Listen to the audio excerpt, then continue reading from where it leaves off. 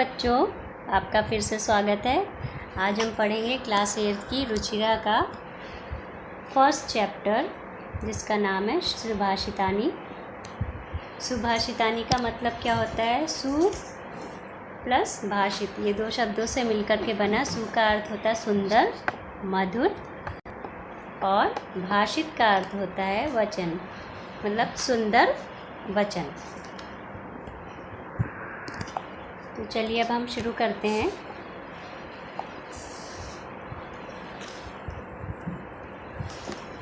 गुणा गुणगेषु गुणा भवन्ति ते निर्गुणं प्राप्य भवन्ति दोषा सुस्वादुतया प्रभवन्ति नद्या समुद्रमासाद्य भवन्ति पेया। अभी इसका अर्थ क्या है? गुणगेषु मतलब होता है कि गुड़ियों में, और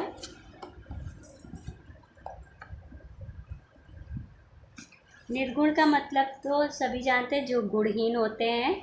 और प्राप्य का मतलब होता है पहुंचकर या प्राप्त करके। दोषा मतलब दोष। सुस्वादुतोया मतलब होता है स्वादिष्ट जल वाली। नद्या का मतलब होता है नदी। प्रभवंती में दो शब्द मिलके बना, प्र प्लस भू, प्रभवंती मतलब कि निकलती है। समुद्र मासाद्य, साध्य का मतलब असाध्य का मतलब होता है पहुंचकर। भवन्त्य पेया, इसमें अपेया वर्ड का मतलब होता है ना पीने योग्य, और भवंती का मतलब होता है हो जाती है। इसका मतलब ये हुआ कि गुणवान, जो गुण होता है गुणवान व्यक्तियों में ही होते हैं, और गुणहीन व्यक्ति को पाकर वो गुण जो है ख़त्म हो जाते हैं। मतलब कहने का मतलब होता है जो गुण होते हैं वो गुणहीन व्यक्तियों में जा कर के वो दुर्गुण बन जाते हैं या दोष बन जाते हैं, और जो गुणी व्यक्ति होते हैं उनके अंदर वो गुण के रूप में ही रहते हैं। जिस तरीके से स्वादिष्ट नदी जो होती है वो पर्वत से जब निकलती तो वो स्वादिष्ट होती है, और लेकिन वो धीरे धीरे जा कर के समुद्र तक पहुँचते पहुँचते उसका पानी जो होता है वो स्वादहीन हो जाता है। मतलब वो पानी पीने लायक नहीं रहता है, पीने योग्य नहीं होता है। तो इसका यहाँ पे भाव क्या है, वो मतलब क्या है कि संगति में गुण विकसित होते हैं, लेकिन कुसंगति में जो वही गुण होते हैं वो दोष बन जाते हैं। सेकंड है, साहित्य संगीत कला विहीना साक्षात पशु पुच्छ विषाणहीना तृणम ना खादन्नपि जीवमाना तद भागधेयम परम पशु नाम। इसका मतलब क्या हुआ कि साहित्य संगीत कला वीणा। वीणा का मतलब होता है जो जैसे गुण रहित, मतलब किसी चीज़ से रहित होना। फिर साक्षात का मतलब होता है वास्तव में। पुच्छ विषाणहीना का मतलब होता है पूंछ और सींग से जो रहित होता है, जिसके पूंछ और सींग नहीं होते हैं।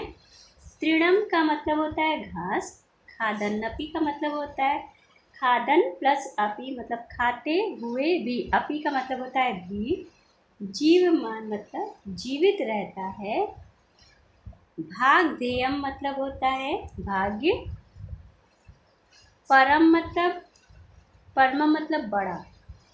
इसका मतलब क्या हुआ, अर्थ इसका क्या होगा कि साहित्य संगीत और कला कौशल से विहीन व्यक्ति वास्तव में कैसा होता है, वो पूंछ और सींग से रहित होता है, और जो घास ना खाता हुआ भी जीवित रहता है। और वह मतलब वो घास, उसको घास ना खाता हुआ भी जीवित रहता है, यही उसका जो होता है वो सौभाग्य है कि वो घास नहीं खा करके भी वो जीवित है। इसका भाव क्या होगा कि साहित्य में अभिरुचि, संगीत आदि कलाओं में जो कुशल व्यक्ति ही जो होता है वो मनुष्य बनता है, नहीं तो उससे जो विहीन होता है वो पशु के समान होता है। लुब्धस्य नश्यति यश पिशुनस्य मैत्री नष्टक्रियस्य कुलमर्थपरस्य धर्मा विद्याफलं व्यसनिनः कृपणस्य संख्या राज्यं प्रमत्तसचिवस्य निराधिपस्य।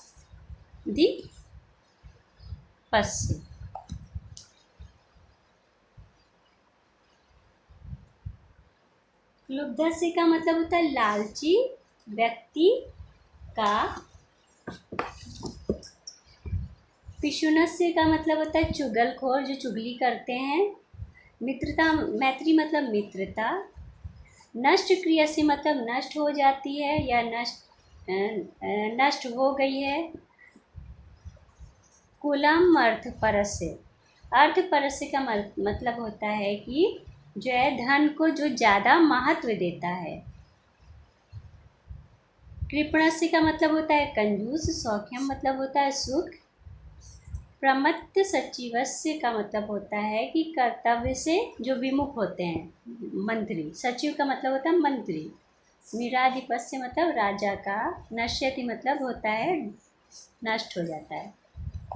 तो इसका मतलब क्या है कि लालची व्यक्ति का जो होता है वो यश नष्ट हो जाता है, और जो चुगलखोर व्यक्ति होता है उसकी मित्रता खत्म हो जाती है, और जो कर्महीन व्यक्ति होता है उसका कुल खत्म हो जाता है, और जो अर्थ और धन को अधिक महत्व देने वाले का धर्मपरायणता और बुरी आदतों वाले की विद्या का फल खत्म हो जाता है या नष्ट हो जाता है, और कंजूस व्यक्ति का जो होता है वो सुख खत्म हो जाता है, और प्रमाद करने वाले मंत्री से युक्त राजा का जो है वो राज्य नष्ट हो जाता है। इसका कहने का अर्थ ये है कि यदि व्यक्ति को यश चाहिए तो उसे उस व्यक्ति को लालच नहीं करना चाहिए, और मित्रता चाहिए तो वो उसे मित्र की चुगली नहीं करनी चाहिए, और धर्म का अगर आचरण करना है तो उसे धन को ज़्यादा महत्व नहीं देना चाहिए, और विद्या का फल अगर प्राप्त करना है तो उसे बुरी आदतें छोड़ देनी चाहिए, और अगर जीवन में सुख चाहिए तो व्यक्ति को कंजूसी छोड़ देनी चाहिए। और सत्ता को बनाए रखने के लिए जो व्यक्ति मतलब जो राजा के जो मंत्री हैं, जो अगर कर्तव्य से विमुख हैं तो उनको जो है उन्हें छोड़ देना चाहिए, या सत्ता को बनाए रखने के लिए जो मंत्री होते हैं उन्हें कर्तव्य के प्रति लापरवाह नहीं होना चाहिए।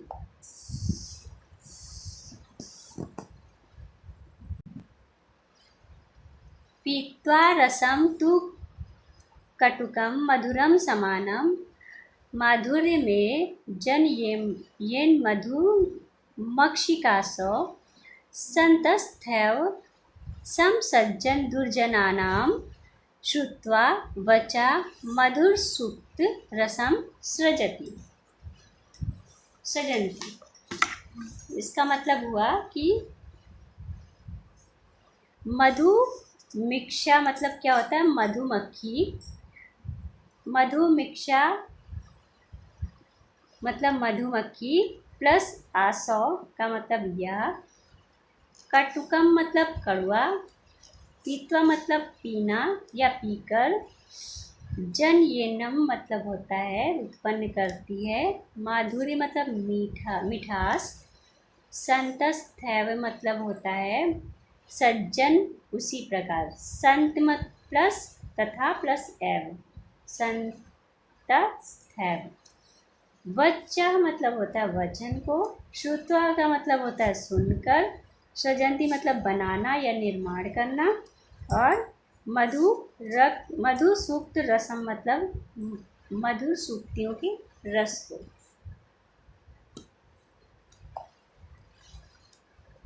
इसमें क्या बोला गया है, जिस प्रकार जो है मधुमक्खी जो है मीठे और कड़वे रस को, मतलब फूल उन फूलों में चाहे कड़वा रस हो चाहे मीठा रस हो, उनको पी करके जो है एक समान मिठास उत्पन्न कर देती है।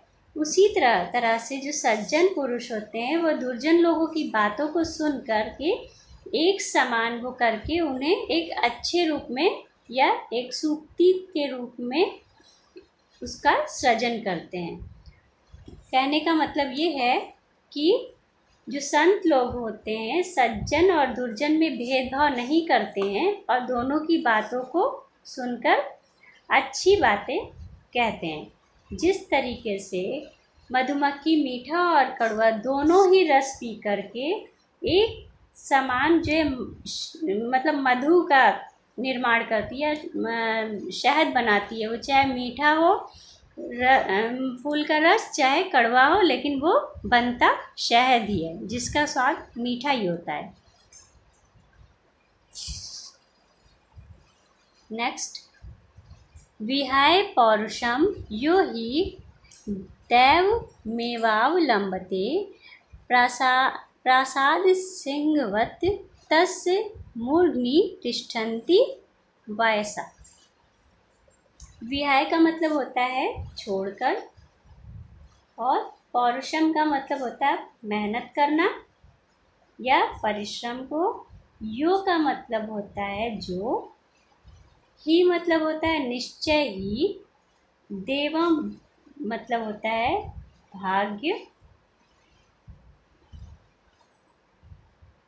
तस्य का मतलब होता है उसके, मूर्धनि मतलब सिर पर, तिष्ठन्ति मतलब बैठते हैं, वैसा का मतलब होता है कौवे।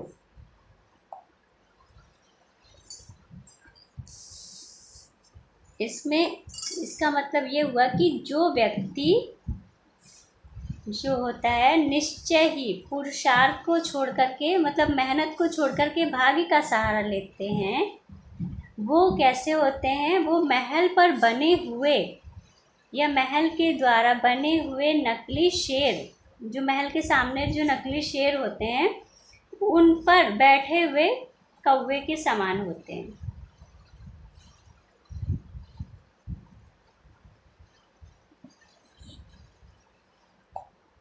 कहने का मतलब ये है कि व्यक्ति को कभी भी अपने भाग्य पर निर्भर नहीं होना चाहिए, बल्कि सदैव मेहनत करते रहना चाहिए।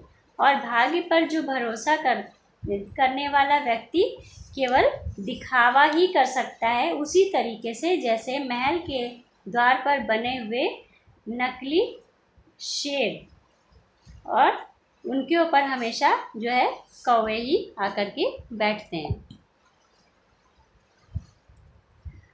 पुष्प पत्र फलच्छाया मूल वल्क कल दारुभी, धन्या महिरुहा एश्याम विमुखम यान्ति नार्थिम।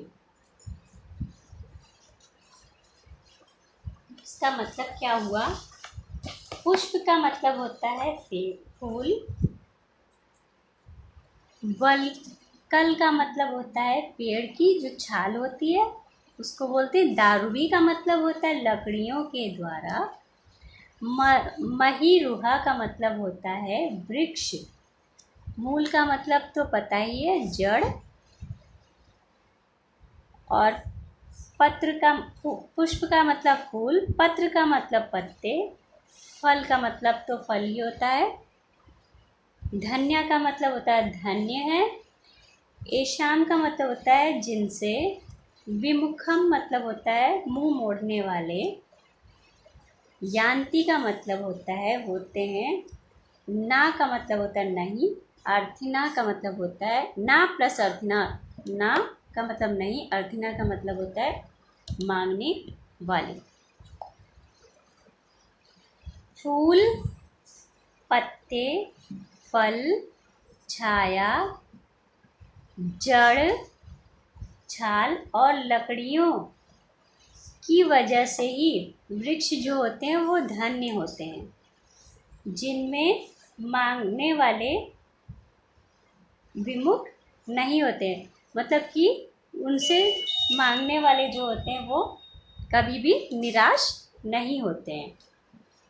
कहने का मतलब ये है कि वृक्ष सदैव परोपकार करते हैं और वे अपने शरीर के अंगों से, मतलब पुष्प, पत्र, फल, छाया, जड़, छाल और लकड़ियाँ, जो इनके जो वो होते हैं, अंग होते हैं, उनसे वो दूसरों का भला ही करते हैं।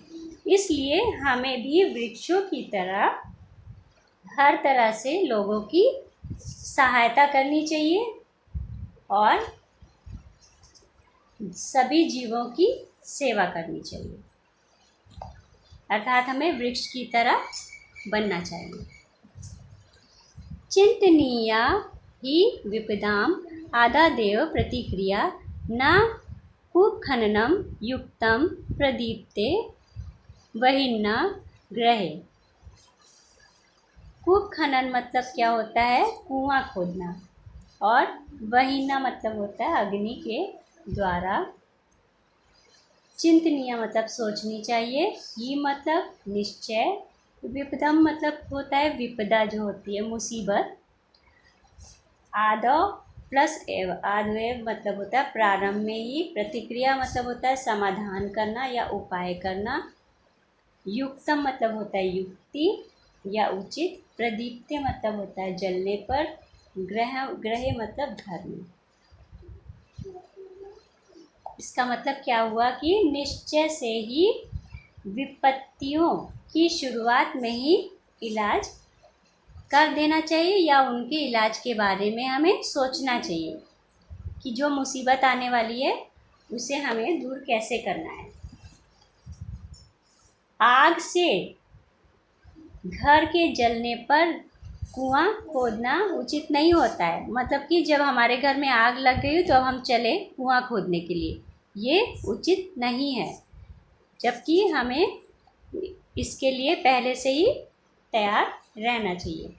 इसका मतलब क्या हुआ कि प्रत्येक मनुष्य को समस्या के शुरुआत में ही समाधान ढूंढ करके रख लेना चाहिए, जिससे कि अगर आपके पास समस्या आती है तो वो बहुत बड़ी मुसीबत का कारण ना बन जाए। इसी में मनुष्य की भलाई है। समस्या सामने आ जाने पर समाधान को ढूंढना उचित नहीं होता है। अतः हमें पहले से ही समस्या का समाधान सोच करके रखना चाहिए।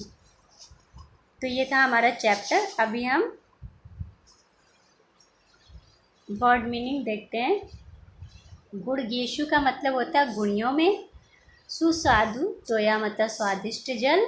प्रभवंती का मतलब होता है निकलती हैं या उत्पन्न होती हैं। समुद्रम साध्य मतलब समुद्रम प्लस असाध्य मतलब समुद्र में मिलकर या पहुंचकर। भवंति पेया मतलब भवंती प्लस अपेया पीने के योग्य नहीं होती। विषाणहीनम मतलब सिंह के बिना। खादन्नपि मतलब खादन प्लस अपि मतलब खाते हुए भी। जीव माना मतलब जिंदा रहता हुआ। पिशुनस्य मतलब चुगलखोर या चुगली करने वाला। व्यसनिना मतलब बुरी लत वाले की।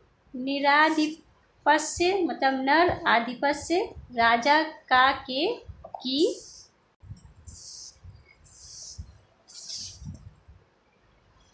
जनेयन मधुमक्षिकासो। जनेयत प्लस मधुमक्षिका प्लस असो, यह मधुमक्खी पैदा करती है या निर्माण करती है।